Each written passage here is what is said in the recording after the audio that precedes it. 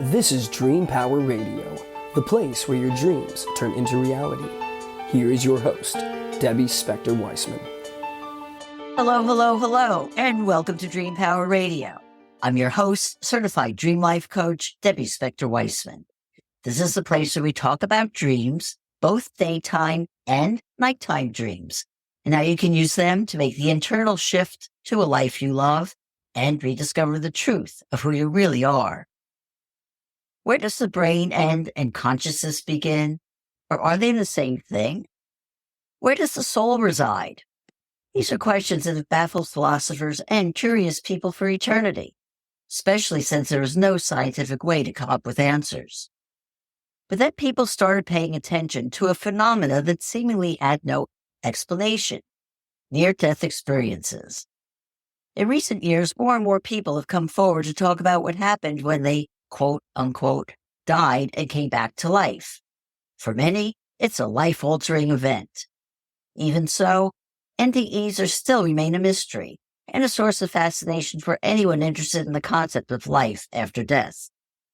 My guest today, Transformational Coach Lion Goodman, had a near-death experience that had a profound effect on his life.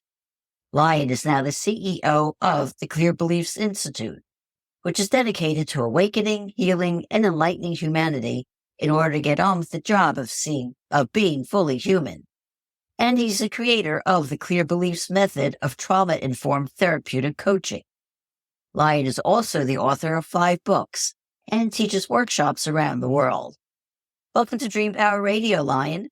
Thank you so much, Debbie. It's a great pleasure to be here. Oh, it is my pleasure, Lion. But Lion, tell me, who was Lion Goodman before your NDE?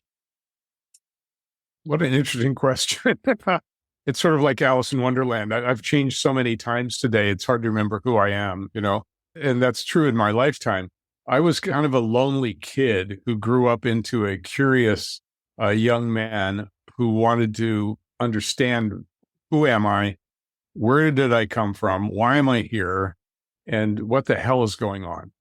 So I was very fortunate in college to meet a great teacher, a man named T.D. Lingo, and he taught a natural consciousness expansion focused on the brain.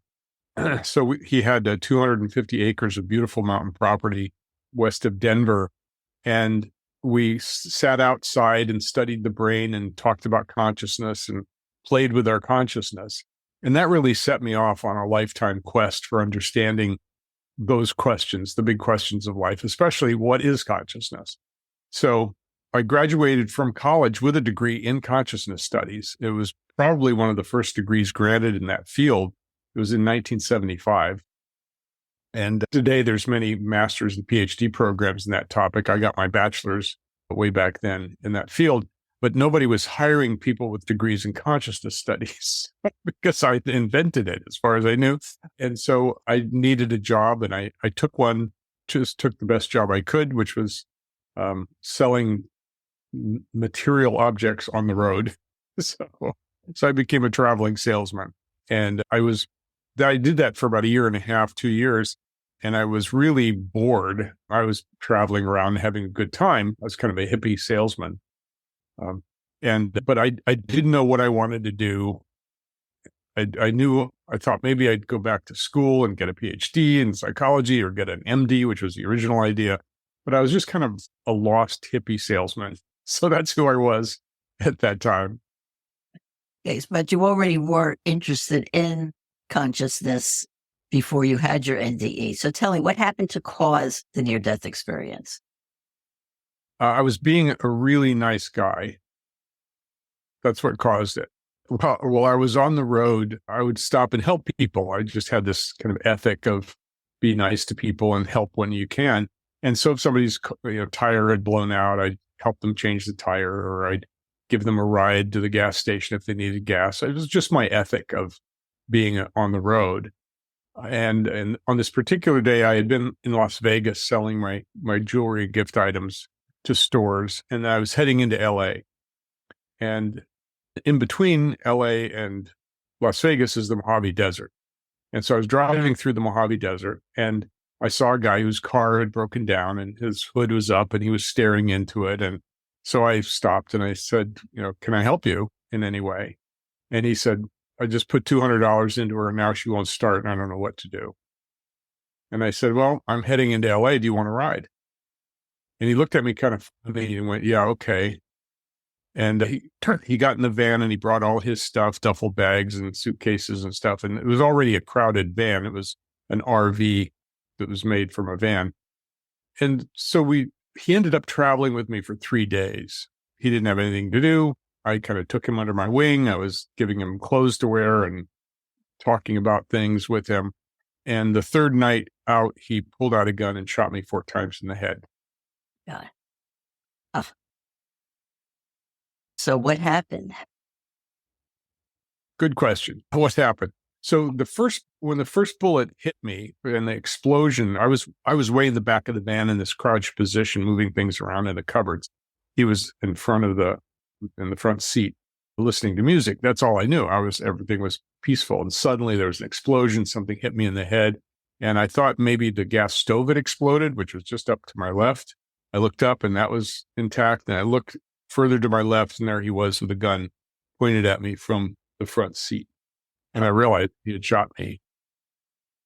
And I was, of course, in shock. And I think I said, are you shooting at me? It's like, it was just so unbelievable out of nowhere.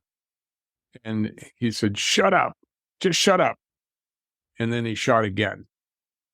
And at first I thought he was warning me, like he wanted to steal my stuff. Fine, leave me outside naked, take everything. At that moment, it's like, nothing matters except your life. But when he shot the second time, I realized, oh, he's not warning me. He's going to kill me. I was 26 years old. I had this background in consciousness and spirituality and science, the sciences and all that. But now I'm just a sitting duck, ready to die. And I had studied death and dying, Elizabeth Kubler-Ross, in college. So I knew what to expect. It wasn't a big surprise. It was surprising that I was going to die at the age of 26. And at one point I had the thought, oh, this is why I didn't know what my future was, because I don't have one. But at that point, so the second bullet missed me by a fraction of an inch. And I realized, okay, if I'm going to die, I don't want to die angry. I don't want to die upset. I want to die in peace. So I sort of made myself peaceful and started reaching up to God and saying, okay, I'm coming home. And I also realized I didn't want to die with any unfinished business. And so I did a fast reverse movie reel of my life. And I asked forgiveness from anyone I had hurt. And I forgave everyone that had hurt me. And you actually tried to do that when he's got a gun pointed you and there was enough time to make that. I was out of time. I was out of time. There was no time. I was in this very expanded state, reaching up to God and doing these processes. And I didn't know how much time I had left, whether it was seconds or minutes. And I don't know how long this process took, actually, because I was completely out of that zone. And so he shot a third time. And the third bullet also missed me by a fraction of an inch. But I couldn't move. I couldn't defend myself. This was inevitable. And so after I cleared the past, I started rising up and welcoming the God light coming in. And at one point I was out of my body looking down at this van with these two people doing this little drama and found that kind of amusing. It was like, oh, look at the little human drama going on down there. Isn't that fascinating? And then the fourth bullet rang out and my head was suddenly pushed to the side and blood was rushing down. And I was back in my body, which I thought was strange because I was supposed to be out of my body. I knew that much. It's like I was already partly out. I was waiting for the rest to catch up. But I'm back in my body. And I had also studied anatomy, physiology, dance, mime. So I was very familiar with my body and also my mind. So I was just checking. I was kind of doing this scan of like, if the bullet went through my brain, I ought to be missing something. But I wasn't missing anything that I could tell. And so, after a few seconds of kind of doing an internal check, I said, well, I don't want to die without looking my assassin in the eyes. And so I lifted up my head And I turned and looked at him, and he freaked out. And he jumped up and he said, "Why aren't you dead, man? You're supposed to be dead." And I didn't have a good answer for that question. So I just said, "Here I am. I'm still filled with this God light, and golden honey color light just radiating out of me." And he said, "That's too weird, man. It's too weird. It's just like my dream this morning." Since you're a dream expert. And I said, "What dream?" And he said, I dreamt that I was shooting at this guy, but he wouldn't die. But it wasn't you. It was somebody else in the dream." And at this point I said, "Okay, this is weird. This is very weird. How did I get into this movie? I don't remember signing a contract. And am I going to get paid at the end?" It's like, this is just so strange.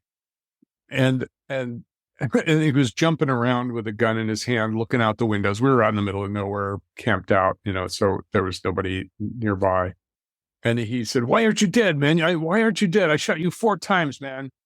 And I said, "Maybe I'm not supposed to die." He said, "Yeah, but I shot you 4 times. And so he's all adrenalated. And at one point he kind of came up and looked at my head with a gun in his hand. He's standing right here. And he said, "Does it hurt?" And at that moment, I knew that something had shifted in him. He was now caring about me. He went from wanting to kill me to caring. And I said, "Yeah, it hurts, but I think I'm okay." It was like being hit on the head with a bat a couple of times. And there was lots of blood. So I didn't know where the bullet had gone. And I was still trying to figure it out. It's like, if I touched it, it was like all matted with blood. And blood was dripping down everywhere. So there were some more exchanges, and then he said, "Okay, man, I'm going to take you to a hospital. I know, but I'm going to put some stuff around you so you can't get up." Okay. And I went, "Yeah, that's fine." I thought that was a really good idea. Let's go to the hospital. Yeah, let's go to the hospital. Wonderful. So he took some boxes and things, and he sort of put it around me, and then he got in the front of the van, turned on the engine, and started driving. And at that point, I had some time, maybe half an hour, to just contemplate what had just happened to me.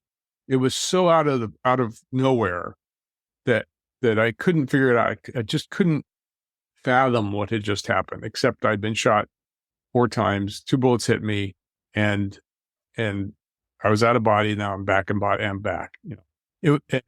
And so if he drove for a while, and then finally he pulled the van over and stopped it and turned off the engine. And it was very quiet. And I knew we weren't near a hospital because there were no bright lights. It was dark. And so I just waited. And after a minute or two, he came over and sat next to me on the bed right next where I was squatted down. And with a gun in his hand, he said, "I can't take you to the hospital, man. I have to kill you." And I said, "Oh, why is that?" I find that it's good to be curious in these kind of situations. And he said, "Because if I take you back to the hospital, they'll put me back in jail. I can't go back to jail, man." And I realized, and not only is it a crazy person with a gun, it's an ex-con with a gun. Kind of elevated the seriousness of the situation. And so that began an 8-hour conversation. We talked for 8 hours. And during that time, the sky lightened up. I heard birds singing. It was the most beautiful sound I've ever heard in my life. And I realized, God, you weren't in such pain that you could actually have a conversation? Yeah. And I got him to talk about his background. At one point, I've been in this crouched position for hours. And at one point I said, I'd like to get out and stretch because I'm really cramped. And he said, "Okay, but don't do anything funny." I went, "I won't do anything funny." Promise. And so I got out and stretched. And then he pointed down this slope to a pond that was there and kind of motioned I should go down there. And so I walked down, and I realized he could shoot me in the back and push me into the water. But I also felt invincible. I was filled with this godlight and love and appreciation, and he was included in it. There was no separation between us. So I bent down, washed off some of the blood, and stood up and looked at him, and he kind of held the gun out like this. And he said, "What would you do if I handed you this gun?" I said, "I'd throw it into the water there." And he said, You wouldn't You wouldn't shoot me? You wouldn't try to kill me? I said, no, why would I do that? You've got your life. I've got mine. We're okay. And then he looked at me really strangely and he said, man, you are the weirdest person I've ever met. I thought, yeah, I'm probably the weirdest person you'll ever meet. He's the wrong person to point at. Well, interestingly, he told me that when his car broke down, he was so desperate, he decided to kill whoever stopped to help him. And I volunteered.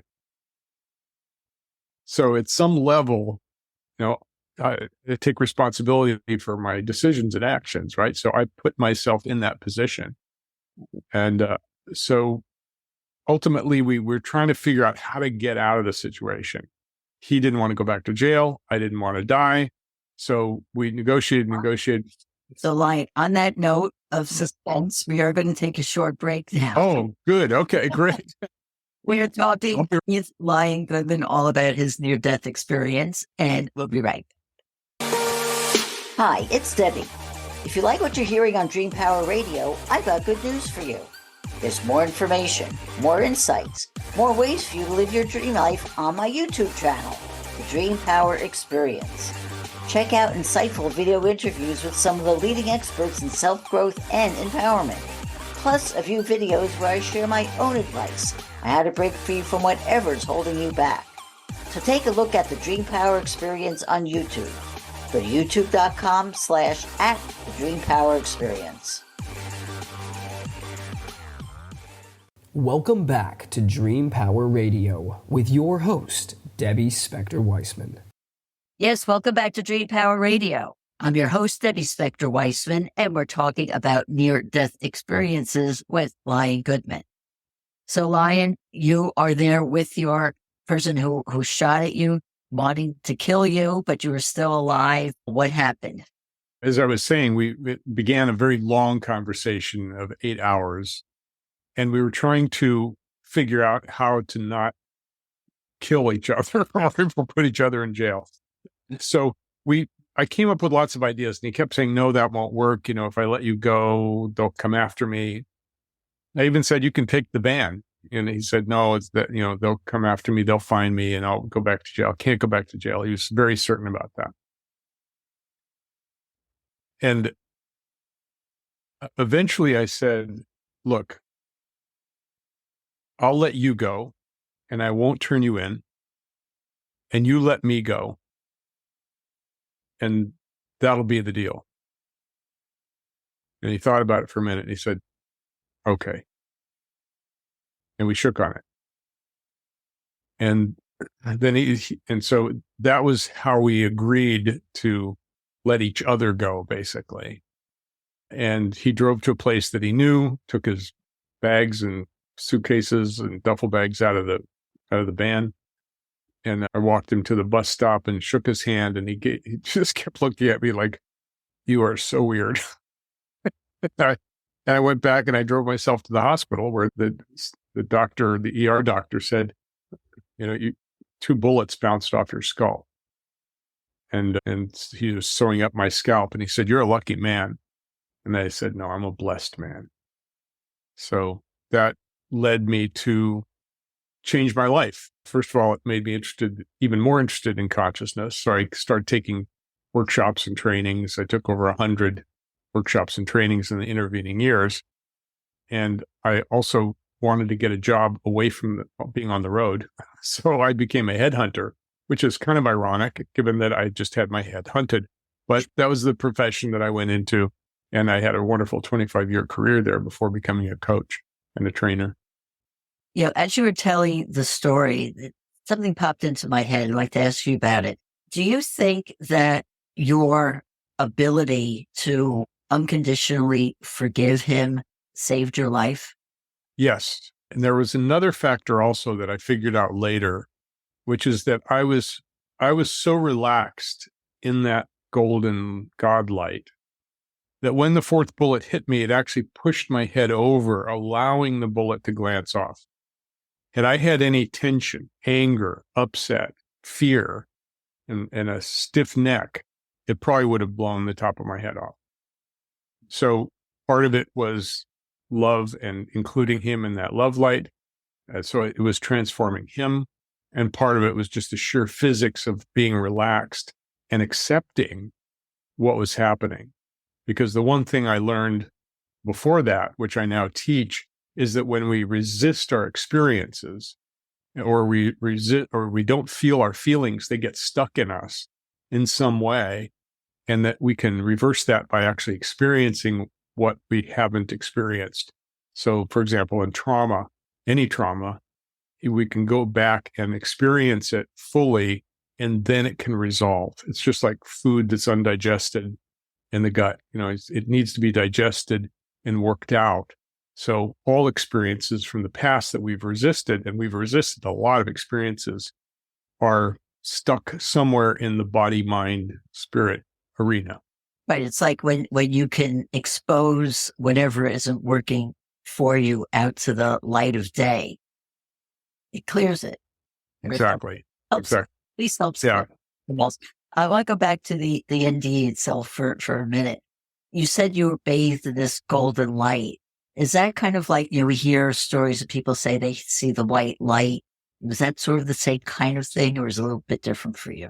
It's different, I think, primarily because I knew I was going to die, and I knew how I wanted to die. And so I was reaching up to God, but clearly it wasn't my time to die, and I didn't actually die. So I didn't actually my heart didn't stop, my brain didn't stop.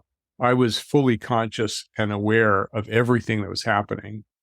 And so I was in a conscious near-death state, but it wasn't near death where I was going to be dead. I could have been dead, but it was different than the classic NDE where somebody dies on the operating table and comes back. Right. So at the time, did you tell anybody about it, or did you keep it a secret back then? Well, the first thing I did when I got to LA and got myself patched up is I called a girlfriend of mine who came and sort of hung out with me for a couple of weeks while I was putting my mind back together. And then I got my first job, and I started writing down the experience. And I eventually had a 26-page detailed tome about the experience. And I tried to get it published. And people were going, "No, it's too long. We don't know what to do with this." So at one point I heard the NPR's National Story Project. And they said, if you have a true story and you can put it in 2 pages or less, we're interested in hearing your story. And I went, well, if I could take my 26 pages of experience and cram it down into 2 pages, that would be something. And so I did that. Of course, it was very tiny print and all the way out to the edges, but I sent it in, and I got a call back from the associate producer, and she said, Paul Oster was the editor, and she said, Paul wants to publish your story, but he needs to know what happened next, because I had to leave it and so forth. And I said, well, I could do that, but it's going to take more than 2 pages, and I've got this 26-page version. So anyway, I sent both to her, and Paul actually edited it together, and it appeared in the book called "I Thought My Father Was God and Other True Tales from NPR's National Story Project," which was a bestseller internationally. So that was the first place it got published. It's been published many times since in other magazines and blog sites. And a film was made based on my story that won Best Film at a film festival. Oh, fantastic. Were you a religious person before your NDE, and did it change your thoughts about God? I was a spiritual person. I was one of those early spiritual hippies. I grew up in Boulder, and so everything was happening spiritually was happening in Boulder, whether it was Buddhism or Sufism and everything else you can imagine. So I was steeped in all the religions and all the spiritual practices. And I was just right in the middle of all that. So I was already spiritual. I was raised Jewish, but I had left that behind many years before. And so it seemed like a smooth flow of being, going from religion to spirituality to near death to being more spiritual. So it feels like an arc that made sense to me. Okay. You now teach people how to clear disempowering, self-limiting beliefs. We don't have a lot of time left to devote a lot of time to this, but could you talk a little bit about this and how you do it? Sure. The Clear Beliefs method is composed of many different technologies that I've brought together from my 100+ workshops, trainings, and extensive therapy and shamanic studies. And it's based on the fact that beliefs are actually the infrastructure of the human mind in the same way that neurons are the infrastructure of the human brain. And so when we look at beliefs, they're made of experiences. We have experiences, we take on certain conclusions, or people tell us things that are their beliefs because they want us to believe them. And we build who we are. We build a personality. We build a self out of these beliefs.